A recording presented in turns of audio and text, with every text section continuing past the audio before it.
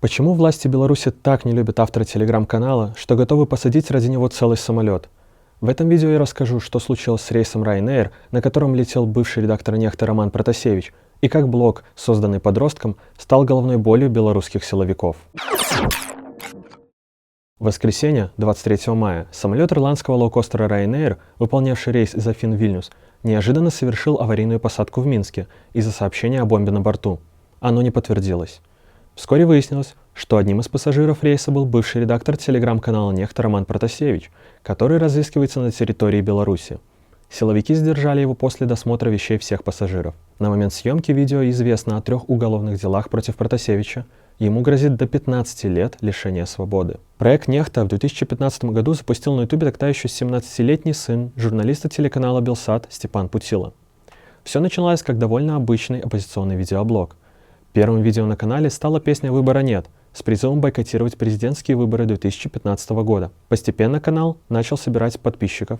Впервые он попал в поле зрения белорусских властей в 2018 году. Против Путила попытались возбудить уголовное дело об оскорблении президента из-за слов «Лука Шерлок» и «Лукашенко обнаглел» в названиях роликов. Дома у родителей Путила прошел обыск, которым все тогда и закончилось. Милиция в итоге возбуждать дело не стала. Вскоре канал в Телеграме стал для Нехты основным. Контент для него стали анонимно присылать жители Беларуси. На него понемногу начали ссылаться журналисты. Канал начал набирать популярность в 2019 году. Благодаря своим источникам Нехта первым сообщил о гибели сотрудника ГАИ в Могилеве.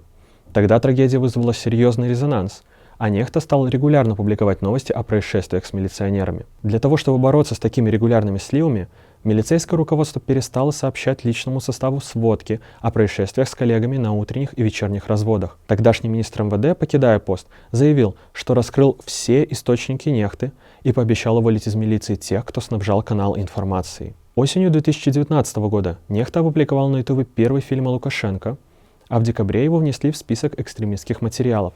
К тому моменту Путила, который учился в Польше, уже перестал приезжать в Беларусь. Феноменальный скачок популярности Нехты произошел летом 2020 года на фоне президентских выборов и последовавших за ними уличных протестов. Тогда на бандитские телеграм-каналы начал жаловаться уже сам Лукашенко, не упоминая, впрочем, названия этих каналов. Во время августовских протестов Нехта и другие оппозиционные телеграм-каналы стали, по сути, главными противниками действующей власти.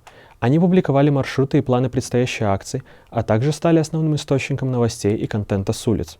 На пике популярности у канала Нехта Лайв было больше 2 миллионов подписчиков, а у канала Нехта около 900 тысяч. К этому моменту команда Нехты, кроме Степана Путила, включала еще несколько человек. Одним из них и был задержан в воскресенье Роман Протасевич. До Нехты он несколько лет работал в белорусских независимых медиа, пока не уехал из страны в конце 2019 года и не попросил убежище в Польше в начале 2020 года. Именно Протасевич, который присоединился к проекту в 2019 году, был главным редактором телеграм-каналов Нехты на пике их популярности. Путила, по его словам, больше интересовал YouTube. За деятельность Нехты на Протасевича возбудили 3 уголовных дела. По статьям об организации массовых беспорядков, грубом нарушении порядка, а также о возбуждении социальной вражды к силовикам. Сами телеграм-каналы и их логотипы в октябре 2020 года признали экстремистскими, а КГБ внес Протасевича в список лиц, причастных к террористической деятельности.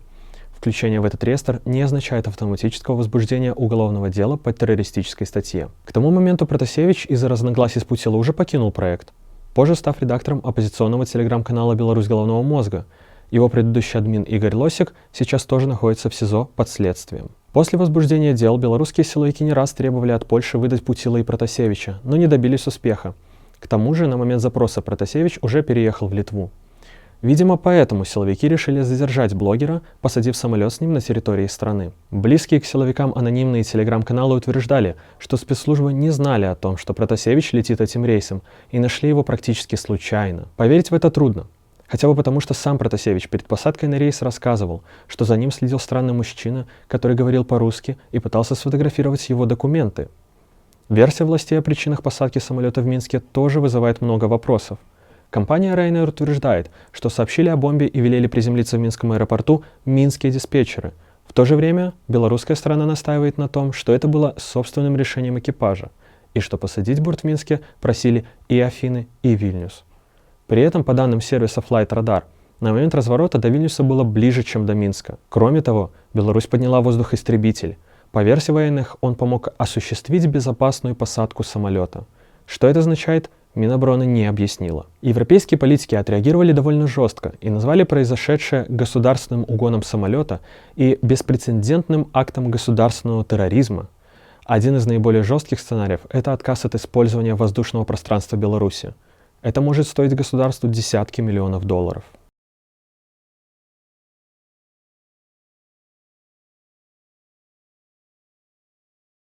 Добрый день, меня зовут Роман Протасевич. Вчера я был задержан сотрудниками МВД в национальном аэропорту Минск. Сейчас я нахожусь в СИЗО номер 1 города Минска. Могу заявить, что никаких проблем со здоровьем, в том числе с сердцем или с какими-либо другими органами, у меня нет. Отношение со стороны сотрудников ко мне максимально корректное и по закону. Также сейчас я продолжаю сотрудничать со следствием и даю признательные показания по факту организации массовых беспорядков в городе Минске.